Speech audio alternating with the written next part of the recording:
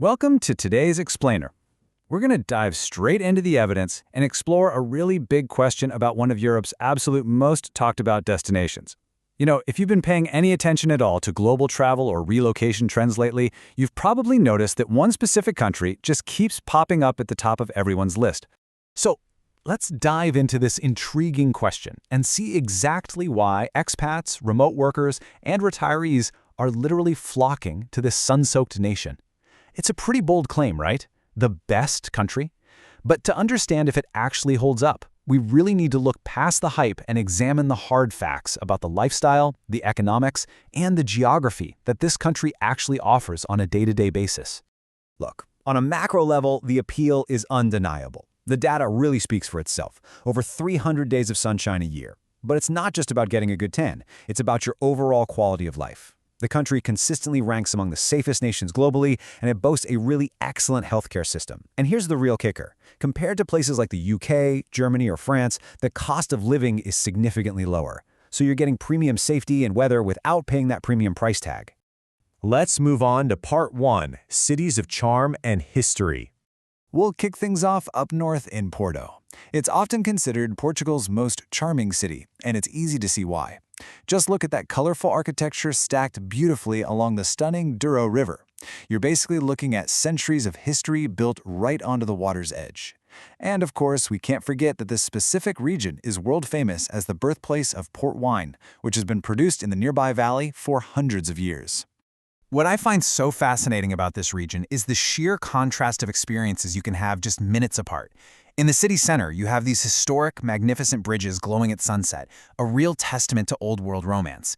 But head just outside the city, and you'll find the Piscina das Marés. Designed by architect Álvaro Siza, these are natural seawater pools built directly into the jagged Atlantic coastline. It's just a stunning blend of human design and raw oceanic power. All right, moving south down to the capital. No explainer would be complete without Lisbon. And honestly, you really can't talk about Lisbon without bringing up its historic yellow trams. The iconic Tram 28 winds its way up and down these incredibly narrow, steep streets, passing right by the city's most famous historic landmarks.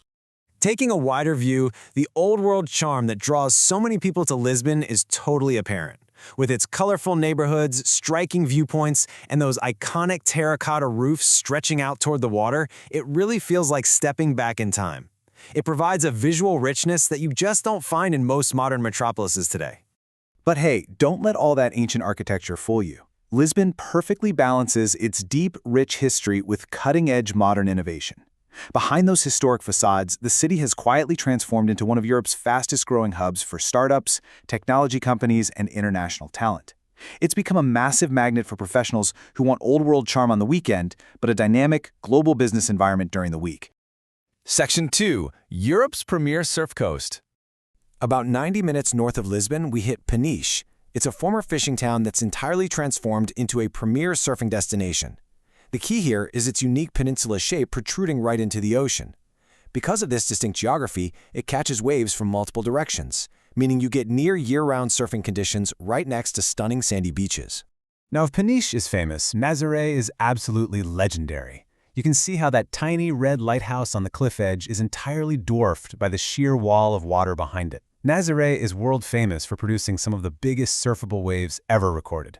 The science behind it? There's a massive underwater canyon that literally funnels raw ocean energy directly toward the coast, pushing the water up into these monstrous peaks. To put that terrifyingly beautiful image into perspective, during the winter months, these giant waves can easily top 20 meters. That is over 65 feet in height. Think about that for a second. That's like a 6-story building made entirely of moving water.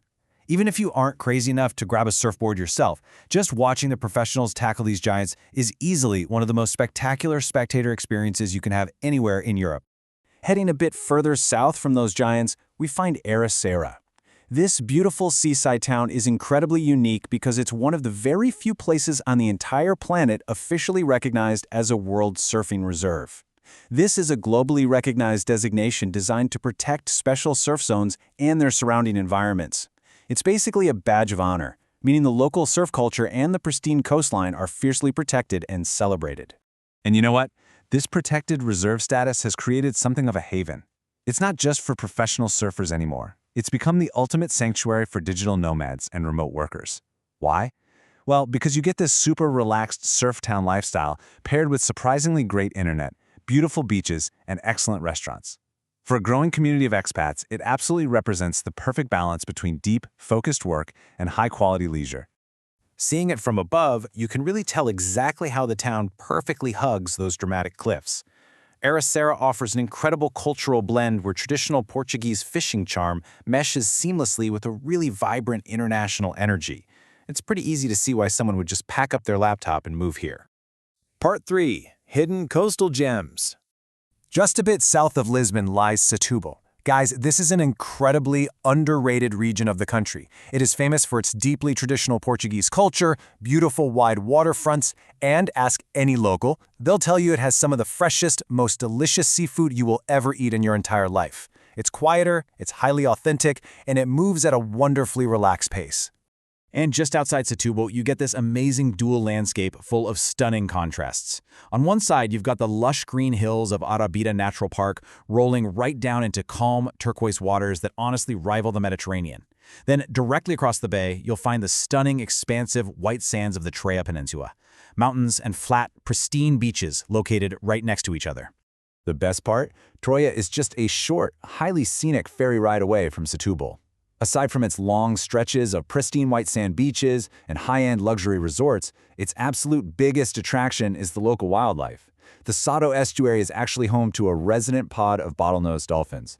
Being able to wake up, hop on a boat, and watch dolphins swimming in their natural habitat just off the coast, that's a daily reality here.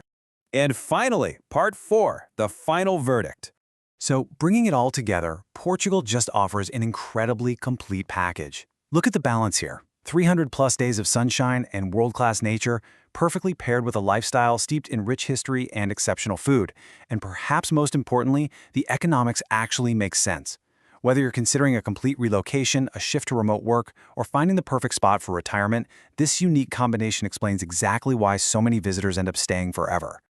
So, the only real question left for you to answer after looking through all of this gorgeous evidence is this.